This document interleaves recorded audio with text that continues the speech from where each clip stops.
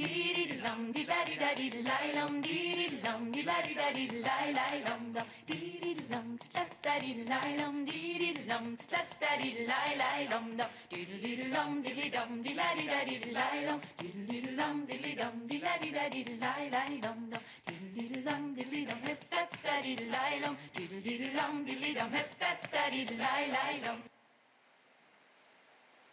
Bien avant de se nommer Nouveau-Brunswick et Nouvelle-Écosse, ces provinces maritimes du Canada étaient terre française. C'était l'Acadie, qui cultive aujourd'hui encore ses traditions, se nourrit de son passé et entretient une flamme à tout jamais francophone.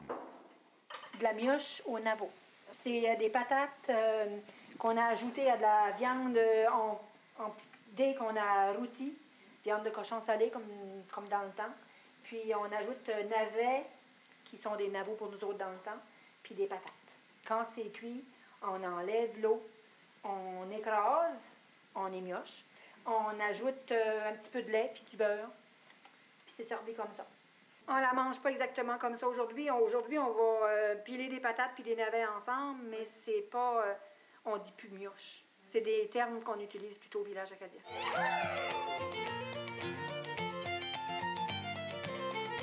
Nous sommes évidemment dans une maison ici qui est de la région du Madawaska, Nouveau-Brunswick. C'est une maison de 1830, la maison de la famille Cyr, comme on peut voir. C'est une maison très modeste, à l'instar des nombreuses maisons des différentes régions acadiennes du 19e siècle. Les gens ne sont pas riches, mais les gens ont tout de même cette culture francophone, je pense, qui tiennent beaucoup, malgré évidemment tous les périples qu'ils ont passés au travers, malgré toutes les difficultés du peuple acadien. Une chose est certaine, c'est cette capacité et cette volonté de vouloir conserver d'une part leur religion et d'autre part, évidemment, leur langue. On pense en français, nous vivons en français, et les mots utilisés parfois ne sont pas de la langue française, sont empruntés à l'autre, mais il y a une connotation très francophone. Il y a des mots qui ont été déformés, mais toujours est-il que la langue française d'ici, elle ressemble beaucoup à du vieux français. Dans le sud-ouest de la Nouvelle-Écosse, on va dire, on va pas dire un homme, on va surtout dire un ou une poum.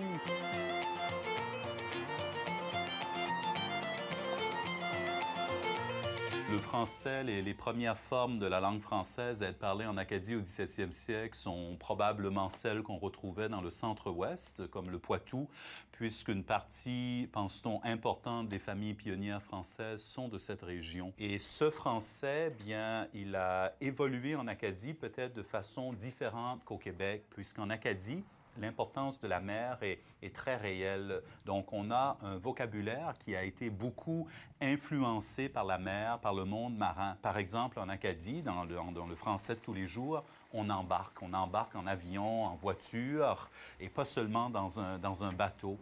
Souvent, on va dire qu'on attache, au lieu d'attacher, on va amarrer. Certains mots ont été, je dirais, créés, comme le mot Acadie, par exemple, lui-même, est une création française probablement du début du 17e siècle.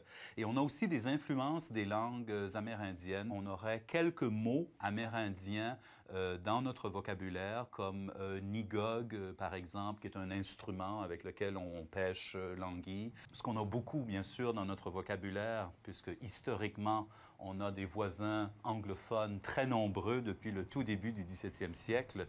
Ce sont des mots anglais, des anglicismes. D'ailleurs, une bonne partie des Acadiens aujourd'hui sont bilingues. Souvent, on peut réfléchir dans les deux langues à la fois et on peut passer de l'anglais au français à l'anglais.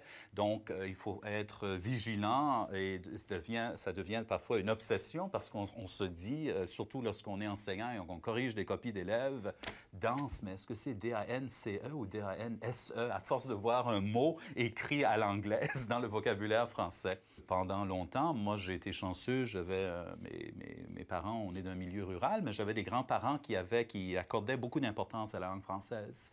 Dans d'autres familles, c'était pas le cas. Et souvent, les enseignants allaient dire à ces jeunes-là, tu parles mal, tu parles mal, tu parles mal. Alors, lorsqu'on est jeune et qu'on a des choses à dire, constamment se faire dire qu'on s'exprime mal dans sa langue maternelle, c'est très problématique sur le plan de l'identité personnelle, sur le plan de l'identité collective. Alors aujourd'hui, une bonne partie des enseignants, des enseignantes essaient d'expliquer aux jeunes qu'on doit c'est bien de parler une langue plus familière à la maison, mais avec l'ouverture sur le monde, avec la francophonie internationale, la mondialisation, c'est bien aussi de parler un français standard. Dans notre cas, un français standard acadien, comme il existe un français standard québécois. Diddle diddle dum, diddly dum, hip, that's daddy, lie, lie, dum.